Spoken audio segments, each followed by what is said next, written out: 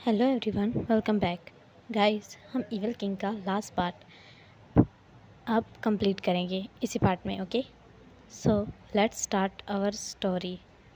हमने last scene में देखा था वंग जी जो कि विंग से उसके साथ कुछ भी करने से पहले परमिशन लेता है। विंग जो हाँ में सर हिलाता है और कहते हैं मुझे तुम्हारी नीड थी, मैंने तुम्हें बहुत मिस किया वांग जी।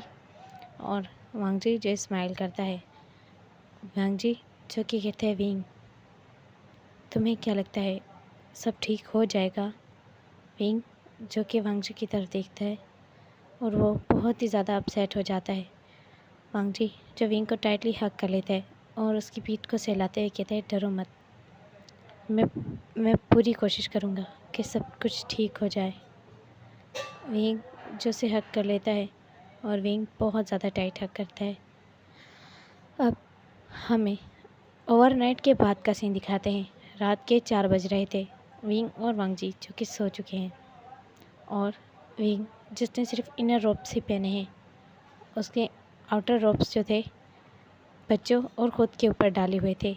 और वांग जी जो कि विंग की तरफ देख रहा था।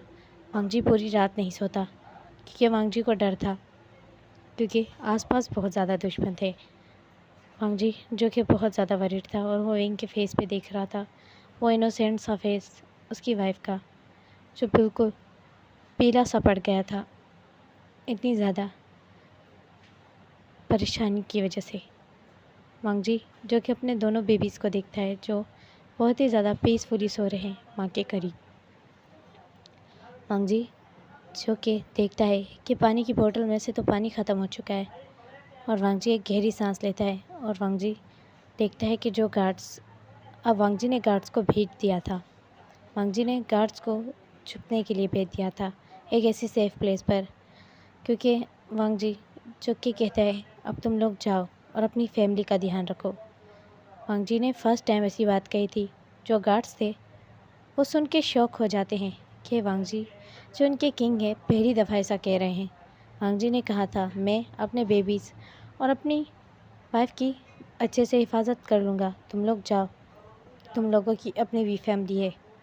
और वो जो बहुत ही ज़्यादा खुश हो जाते हैं और वो अपनी फैमिली को प्रोटेक्ट करने के लिए चले जाते हैं।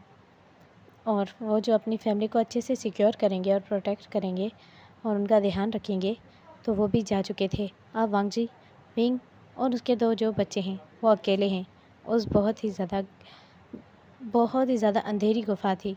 उसमें बस थोड़ी बहुत आग ही जल रही थी, वो अब बुझने वाली थी। वांग जी सुबह होने का इंतज़ार कर रहा था।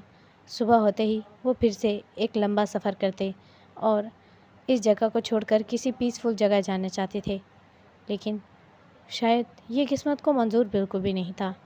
अब विंग जिसकी आइज़ ओपन होती हैं और विंग देखता है कि वांग जी कुछ सोच रहा है और वो बहुत ही ज़्यादा, उसकी आइज़ जो रेड है और वो बहुत ही ज़्यादा वरीड है। विंग जो कि वांग जी को देखता है और कहता है वांग जी तुम सोए नहीं। वांग जी ने कहा तुम सो जाओ, मुझे काम था इसीलिए मैं नहीं सोया। विंग ने कहा क्या काम था, तुम बस सोच रहे हो, तुम्हें थोड़ी सी नींद कर लेनी चाहिए। वांग जी जो कि स्माइल करते हुए कहता है विंग ये ऐसी गुफ़ा है जिसमें काफ़ी सारे जंगली जानवर और सांप वगैरह भी आ सकते हैं, मुझे तुम्हारा और बच्चों का ध्यान भी तो रखना है। विंग जो वांग जी की ये बात सुनता है तो विंग जो इमोशनल हो जाता है और कहता है मुझे पता है तुम हमारे लिए नहीं सोए। वांग जी जो स्माइल करता है और कहता है तुम अच्छे से रेस्ट करो, ओके। विंग कहता है अब मुझे भी नींद नहीं आ रही। वांग जी कहता है ऐसा मत करो, तुम ऐसा नहीं कर सकते, तुम्हें अच्छे से नींद करनी होगी हमारे बेबीज़ के लिए, और ख़ास करके उस बेबी के लिए जो इस वक्त तुम्हारे पास है। तो विंग जो स्माइल करता है और कहता है वांग जी कहता है मैं तुम सुबह होते ही मैं तुम्हें सेफली यहाँ से दूर ले जाऊँगा। और फिर विंग कहता है ठीक है, पर हम पहुँच तो जाएंगे ना सेफली। विंग ने डरते हुए और कांपती हुई आवाज़ में कहा। वांग जी ने कहा फ़िक्र मत करो, जब तक मैं हूँ तुम्हें कोई कुछ नहीं कर सकता। मैं तुम्हारी और हमारे बेबीज़ की अच्छे से हिफाजत करूँगा। और वांग जी ने जो एक नन्ही सी जान को अपनी गोद में उठा लिया। विंग जो चौंक गया देखकर। वांग जी ने पहली दफ़ा आयान को अपनी गोद में लिया था। ये पहली दफ़ा था जब वांग जी ने आयान को उठाया है। नहीं तो वांग जी कभी भी आयान को अपना बेबी एक्सेप्ट करता ही नहीं चाहता था। वो आयान को हमेशा दूसरों का ब्लड और गंदा खून कहता था और वो आयान से जो नफ़रत करता था और विंग को हमेशा वार्न करता था कि वो उस बेबी को छोड़ दे। विंग जो बस चुपचाप वांग जी की तरफ देखता है और वांग जी जो कि आयान को टच करता है उसके फेस पर और कहता है, मुझे माफ़ कर दो। मैंने तुम्हारे माँ बाप को मार डाला और तुमसे सब कुछ छीन लिया, लेकिन तुम्हें बहुत ज़्यादा सॉरी। विंग वांग जी जो कहता है, मुझे माफ़ कर दो कि मैंने तुम्हारे माँ बाप को मार डाला और तुमसे वो सब कुछ छीन लिया, लेकिन तुम्हारे पास अभी भी एक ऐसा पर्सन है जो तुम्हारी पूरी लाइफ तुम्हें प्रोटेक्ट करेगा और कभी भी तुम्हें कोई चोट नहीं पहुंचने देगा, तुम्हें बहुत ज़्यादा लव करेगा। और वांग जी जो कि अपनी वाइफ की तरफ देखता है और कहता है, विंग मुझे माफ़ कर दो। विंग जो कहता है, ऐसे क्यों कह रहे हो वांग जी, माफ़ी मांगना बंद कर दो। तुम ऐसे कह रहे हो जैसे तुम मुझसे दूर चले जाओगे, मुझे डर लग रहा है। वांग जी जो स्माइल करता है और कहता है, अगर मैं दूर चला गया तो? विंग ने कहा, नहीं ऐसा मत बोलो, मैं मर जाऊंगा। मेरी लाइफ तुम ही हो और तुम्हें पता है ना तुम्हारे बेबी तुमसे कितना प्यार करता है। वांगशन बहुत रोता था जब 2 दिन उसने तुम्हें अपने करीब फील नहीं किया। तो वांग जी जो स्माइल करता है और वांग जी जो कि विंग के पाँव पर देखता है। वांग जी कहता है, तुम्हारे पाँव में अभी तक ब्लीडिंग हो रही है और उसमें से जो कांटे हैं वो अभी तक चुभे हुए हैं। वांग जी जो कि विंग के पाँव को टच करता है तो विंग जो बहुत ज़ोर से आउच करता है और उसकी दर्द की आवाज़ और वो रोने लग जाता है, क्योंकि वो जो कि ओवरनाइट उसके पाँव में लगे हुए थे। तो गाइस, जब ये कांटे ओवरनाइट पाँव में लगे रहें तो उससे क्या होता है, उससे हमारे पाँव में मतलब ज़ख़म से बन जाते हैं और उसमें जो पूरी तरीके से ब्लड जम जाता है और वो ख़राब हो जाते हैं। विंग के साथ भी कुछ ऐसा ही हो गया था। वांग जी कहता है, विंग तुमने पहले क्यों नहीं बताया? और विंग जो कहता है, मैं वो मुझसे भूल गया था। और वांग जी कहता है, मैंने कितनी बड़ी स्टूपिड वाली गलती की। और वांग जी जो कि विंग के पाँव को जल्दी से अपने घुटने पर रख देता है। विंग कहते हैं, वांग जी कहते हैं, रिलैक्स हो जाओ, कुछ नहीं होता। क्योंकि विंग ने कभी भी अपने किंग पर वांग जी के घुटनों पर कभी भी अपना पाँव नहीं रखा था। उसे बहुत ही ज़्यादा अच्छा नहीं लग रहा था ये सब फील करके। तो वांग जी कहते हैं, रिलैक्स हो जाओ, कुछ नहीं होता। और वांग जी जो कि कहते हैं, विंग तुम्हें दर्द होगा, चिल्लाना मत, बेबीज़ उठ जाएंगे। विंग ने कहा, वांग जी इन्हें रहने दो।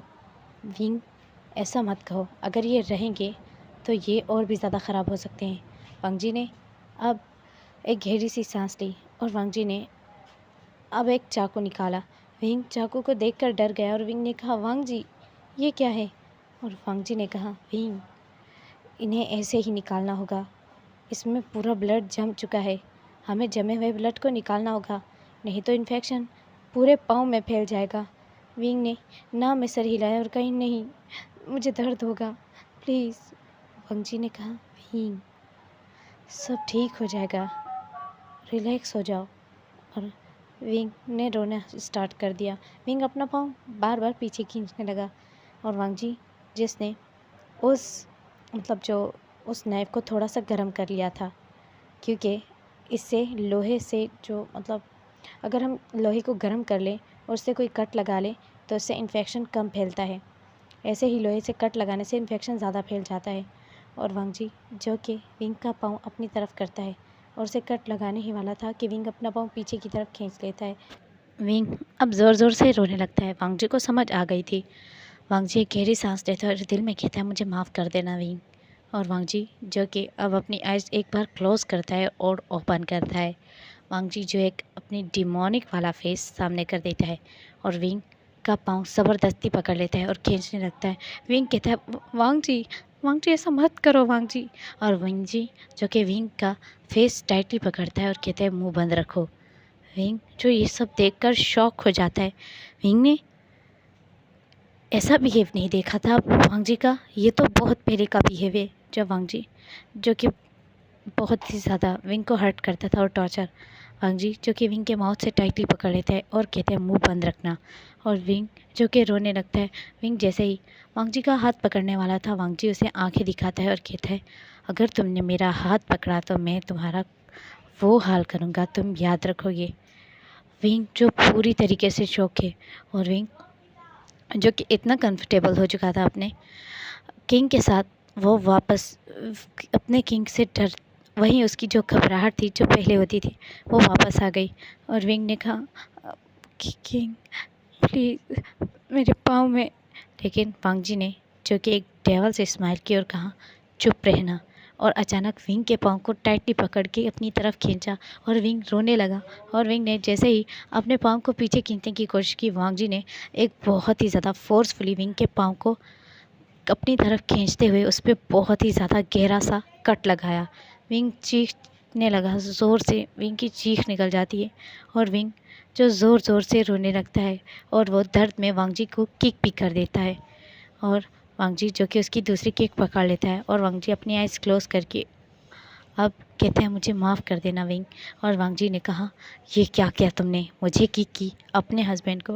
विंग जो डर जाता है और विंग रोते हुए अपने पाँव को पीछे करने लगता है और नाम में सर हिलाने लगता है। वांग जी जो कि अब उस कट को जो एक मतलब स्किन होती है ना उसे हटाता है और देखने लगता है उसके अंदर जो मतलब कांटे थे वो पूरी तरीके से लाइक खून जम चुका था और बहुत ही गंदा हो चुका था। तो विंग जी जो कि उसके ऊपर बहुत ही बुरी तरीके से अपने फिंगर से प्रेस करता है जिससे विंग जो ज़ोर ज़ोर से रोता है। और फिर विंग जो कि बच्चों की तरफ देखते हैं तो बच्चे भी रोने लगे थे। वांग जी जो कि विंग के मुंह पे हाथ रख देता है। विंग कहता है मैं गलत था वांग जी, तुम कभी बदल नहीं सकते। अब गाइस ये जो वांग जी कर रहा है तो वो तो हमें बाद में पता चलेगा वांग जी ऐसा क्यों कर रहा है। वांग जी जो ज़बरदस्ती उसके पूरे पाँव में से मतलब वो जो जितनी भी गंदगी थी और जितने भी कांटे थे उसे निकाल लेता है। लेकिन उसे नाइफ़ को बार बार यूज़ करना पड़ रहा था क्योंकि कांटे बहुत गहराई में जा चुके थे। और वांग जी जो कि अपने हनफू को मतलब एक हनफू जो उसका अपर वाली लेयर थी उसमें से कुछ कपड़े को फाड़ लेता है और विंग के पाँव पे बांध देता है। विंग जो रो रो कर जिसका बुरा हाल था और विंग ने वांग जी की तरफ देखा और वांग जी ने आंखें बंद की और एक गहरी सांस ली और कहा विंग माफ़ कर दो, रोना बंद करो। विंग ने वांग जी को देखा और कहा तुम जानवर हो, तुम सच में एक जानवर हो, तुमने मुझे तकलीफ़ दी, तुमने मुझे इतनी ज़्यादा तकलीफ़ दी। वांग जी ने एक गहरी सांस ली और वांग जी ने कहा मैंने तुम्हें तकलीफ़ दी, मैं मानता हूँ। अगर मैं तुम्हें ये तकलीफ़ नहीं देता विंग, ये पूरा पाँव काटना पड़ता, इसमें जहर फैल जाता। तुम समझ रहे क्यों नहीं हो विंग। और विंग ने कहा तुमने मुझसे किस तरह बात की, तुमने मेरे मुंह पे हाथ रखा, मुझे दर्द से चीखने भी नहीं दिया। वांग जी ने कहा माफ़ कर दो, मुझे ऐसा करना पड़ा, मैंने जानबूझकर ऐसा किया विंग, ताकि तुम डरो। अगर तुम मुझसे नहीं डरते तो तुम वो मुझे कभी नहीं करने देते। विंग ने वांग जी के चेस्ट पर ज़ोर ज़ोर से पंच किया और रोते हुए कहा बेरहम, तुम सच में बेरहम हो वांग जी। और वांग जी ने जो कि विंग के पाँव में किस किया और कहा माफ़ कर दो, माफ़ कर दो। और ऐसे कहने के बाद वांग जी जो कि 3-4 बार विंग के पाँव पे किस करता है और विंग जो कि उसकी गोद में आकर रोने लग जाता है। अब विंग जो रो रहा था, विंग के पाँव से अभी भी ब्लड निकल रहा था। वांग जी कहता है इसके लिए मुझे दवाई की ज़रूरत है, लेकिन हमारे पास इस वक्त कुछ भी नहीं है और अब सुबह भी होने वाली है। हमें अब सूरज को जैसे ही सूरज निकलेगा हम भी यहाँ से निकल जाएंगे। विंग जो कि कहता है वांग जी मेरे पाँव में बहुत ज़्यादा गहरा तुमने बहुत गहरा घाव छोड़ दिया है, मैं चल नहीं सकूँगा। वांग जी ने स्माइल किया और विंग के फोरहेड पे किस किया और आइज़ पे किस किया। विंग के आंसू को साफ किया और कहा, रोना बंद करो, माफ़ कर दो, मुझे पता है बहुत दर्द हो रहा है। और वांग जी को विंग ने टाइटली हग किया और रोता रहा, क्योंकि वो दर्द बहुत बुरा दर्द होता है, बहुत बुरी तरीके से दर्द होता है जब आपके एक मतलब घाव को इतना डीप तरीके से काटा जाता है और उसमें से कोई चीज़ निकालनी होती तो बहुत दर्द होता है। और विंग जो कि अपने पाँव को पूरी तरीके से हिला भी नहीं पा रहा था, वांग जी ने विंग को उठाया और कहा, जान माफ़ कर दो। वांग जी ने फर्स्ट टाइम विंग को जान कहा था और विंग जो कि उसकी तरफ रोक कर देखने लगा और वांग जी ने जो उसके लिप्स में एक सॉफ्ट सी किस की, जिससे विंग थोड़ा बहुत रिलैक्स हुआ, लेकिन वो हिचकियाँ ले रहा था। और विंग जो कि अपने पाँव को वांग जी को टच भी नहीं करने दे रहा था। वांग जी ने अब एक गहरी सांस ली और विंग को उठा लिया और कहा, वांग जी ने विंग से, wing I love you wing, मुझे माफ़ कर दो। विंग ने कहा, अब क्यों माफ़ कर दूँ, तुमने सच में तकलीफ़ दी, बहुत तकलीफ़ हो रही है। फिर वांग जी कहता है, मैंने दी, लेकिन तुम्हारे भले के लिए। और फिर विंग जो चुप हो जाता है, वांग जी कहता है, अगर मैं ये नहीं करता तो इस जहर का असर, इस कांटों के जहर का असर हमारे बच्चे पर भी हो सकता था विंग, तो तुम मुझे क्या माफ़ कर देते।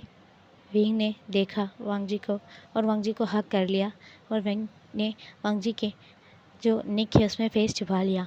अब वांग जी ने सोचा कि अब वो जो दो नन्ही सी जाने हैं, वांग जी उसे कहता है, विंग मुझे बच्चों को सेफ़ प्लेस पर लेकर जाना होगा और तुम्हें भी। और विंग और वांग जी ने एक आर्मफुल लिया जो विंग का ही था। वांग जी ने दोनों बच्चों को